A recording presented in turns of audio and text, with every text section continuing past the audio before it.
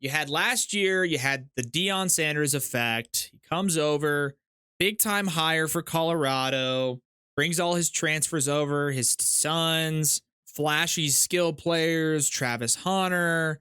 They make a big impact statement win in week 1 against TCU, a team that went to the college football playoff the year prior. They start the year, I think it is, 3-0, 4-0, and then start playing real football teams and start to get beat to a pulp. And most people sort of projected that even as they were rolling along 2-0, 3-0, whatever the case was. Most people said, just wait till they play a real team and, they'll start to accumulate those losses. And that's what they did. They lost to USC, they lost to Oregon, they lost to more quality opponents. This year, there seemed to be a little bit more expectations, at least to some degree.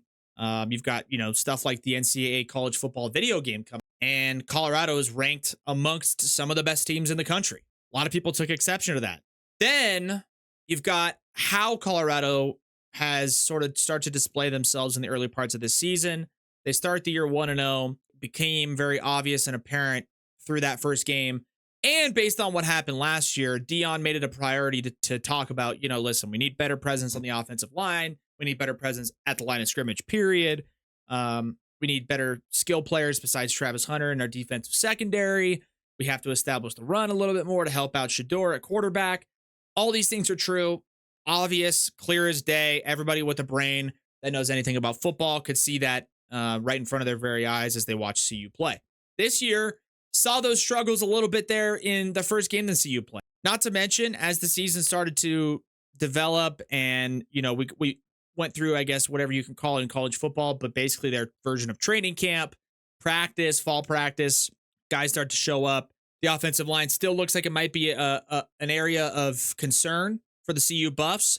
I didn't really ever feel this way during the 2023 season with CU or with Deion, but I'm starting to feel this way drastically, quickly, and it's developing for not just me, but most of the country. Deion's approach, attitude, and overall plan of execution for the program at CU is never going to lead them to sustained success. It's just never going to. His initial approach and the way he went about handling his business with Flash, with the sunglasses, with the transfer portal, with NIL, with funding it with his own money, all of those things seem to be at least a decent approach about how you conduct business in today's day and age with college football. Everyone knows the portal's a big deal. Everyone knows NIL's a big deal. It's how you get good players, yada, yada, yada. Deion knows that. He's not stupid. But the problem is there's a way you can go about dealing and prioritizing with NIL and with the transfer portal while also not seeming so transactional with your process as a coach. Deion came in initially and right away told the existing roster and the current players at CU that they might as well just go into the portal because he's bringing all his guys over, and those guys that were starting are not only not guaranteed a starting spot, but they're probably not going to start. And I think that might have rubbed some people the wrong way. A lot of people like myself also looked at it as, hey, the best players are probably going to play. Deion's not an idiot. And I'm sure if he brings a guy over to play a position, but they have better options, they're going to go with the best option available. Then this season unfolds. The offensive line is still an area of concern. They still talk like they're as good as anybody in the country. They still carry themselves like they're the best, which I guess that's not a problem. But then Deion starts to be held accountable. He starts to be held accountable by the national media and even more specifically by local media. There's some local radio coverage and news outlets in the Colorado area, in the Boulder area, and they asked Deion, are you concerned? Is this going to be an issue? Are you worried about the protection for Shedeur and how that might be a problem moving forward when he's taking so many shots in the backfield? And instead of having any ounce of accountability, for some reason, Deion Sanders just said, you know what, that guy, that outlet, that news station or whatever, you're banned, or I'm not taking questions from you guys the rest of the year. Okay, but that does not set a good example for the rest of your team. Doesn't set a great example for your own son, who's playing quarterback, who goes into the post-game press conference after they get absolutely pounded by Nebraska, literally and figuratively. Shedeur Sanders is in the backfield getting just smoked, play after play after play. Also, Probably holding onto the ball a little bit too long. Also, the play calling isn't great for a team like CU, who should probably get the ball out of Shador's hands, get the ball out quickly, or if you're going to hand the ball off, hand it off, pitch it outside, get guys in space, let them be athletic and playmakers, which is what the Shranks are for Colorado. Instead, they try to run the ball inside over and over and over again. They get nothing. Then they have to drop back and pass the ball in third and long situations every single drive. Shedeur doesn't have a lot of time, also holds on to the ball too long, ends up getting absolutely rinsed in the backfield. And CU looks terrible. And then before and now after, there's no accountability at all from any of those guys. And that, to me, is where it's really starting to rub people the wrong way. Really starting to rub people the wrong way. And now we're 2 games into Deion's second season. There's headlines and articles coming out about, oh, is Deion's plan to be at CU long term? And that probably wouldn't have even been a thought in people's heads or spaces based on how excited and how he came into it in the first year. But based on how he's carried himself as the head coach at CU, Deion's done everything from a money-making transactional approach and process, which leads people to believe he's not fully committed at CU.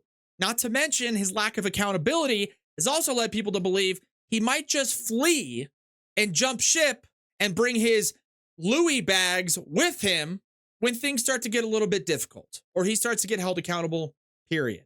That's a major concern.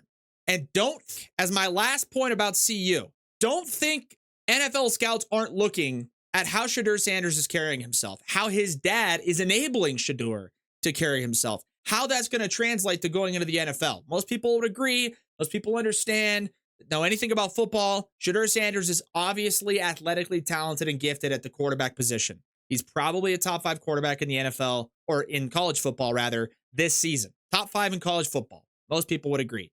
Going into the NFL, how is his attitude, his preparation, the way he's been taught to handle himself when things get a little bit difficult, how's that going to translate to the NFL? That was a main concern for Caleb Williams for a lot of people. Every time he dealt with adversity, didn't seem like he responded to it very well. It's always a concern, it's always a thought, and it's always a talking point. It's always going to be on the front of mind for every NFL scout and for teammates of these guys as they step into the next level of football. I think the red flags for CU, the red flags for Deion, and the red flags for Shedeur, they're starting to pop up at an unbelievably unsustainable rate. Deion isn't letting anyone hold him accountable. Shedeur Sanders is deflecting blame, blaming other people, blaming his own teammates. The entire process from Deion from start has been nothing but money and transactional and flash with limited substance, frankly. And it's definitely not a recipe for sustained success. It's not. It's just not going to lead to keeping guys around, dominating at the line of scrimmage. It's like in football, you know, if you have a great line of scrimmage presence, you know that you're at least going to be in some of these games. For CU to go about handling their business the way they did at Nebraska, leading up to Nebraska, talking all kinds of trash before the game, going into the game, have absolutely nothing on the line of scrimmage on either side. Shedeur gets absolutely drilled. They look terrible. They get smoked. And Deion isn't letting half the news outlets that used to ask him questions anymore. And Shedeur Sanders is sitting back there going, well, how often did Dylan Raiola get touched?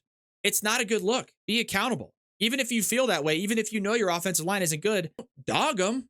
Like that's not going to help you the rest of the way, right? So I don't love what I'm seeing out of CU. There's obviously a lot of season left and a lot of time for them to bounce back and get some quality wins under their belt. I don't even think CU could potentially find themselves being bowl eligible at the end of the year. I think it's really concerning, and I'm not exactly sure what their plan is, but it's not sustainable and it's not good.